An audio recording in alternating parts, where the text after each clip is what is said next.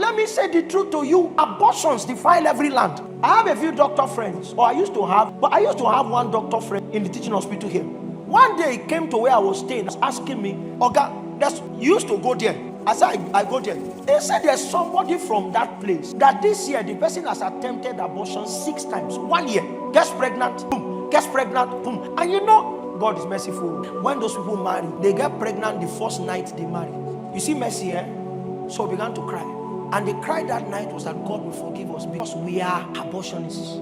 We have to own the sin. Thank God it was only us that came. Honestly, with the way we wept, if you went into town that night and you were a stranger came, you will have thought that we were an abortion center. I wept till mucus started coming out of my nose, pleading with God to forgive us and cleanse the land. What we raised was an atoning altar. Our tears were gathered. They went before God. So you are seeing what an altar is. Because somebody wrote to me and said, what are altar elements? Not stones. Altars are formed by consciousness and engagement. You know what is available in the cross. And then you sustain engagement as commanded. A memorial will rise up to heaven. And what men will see, the impact of your ground altar. It's not in Old Testament. Somebody says Old Testament. It's not in Old Testament. A prayer altar is simply a prayer, sustained prayer engagement that is targeted at releasing dimension of the finished work of Christ. Simple. We want this guy to be saved. We mark his life with an altar. It may be 6 to 6:30. Consistency is what morphs prayer into altar existence.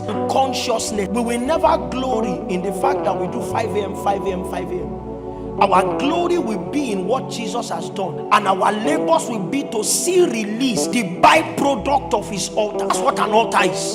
So if we do 6 hours per day, our glory will still be that the life of Christ was released. What we were trying to do that night is that we knew that in the blood was forgiveness of sins. If men can be purged from dead works to serving the living God, can purge a land and force obeisance unto the kingdom of God.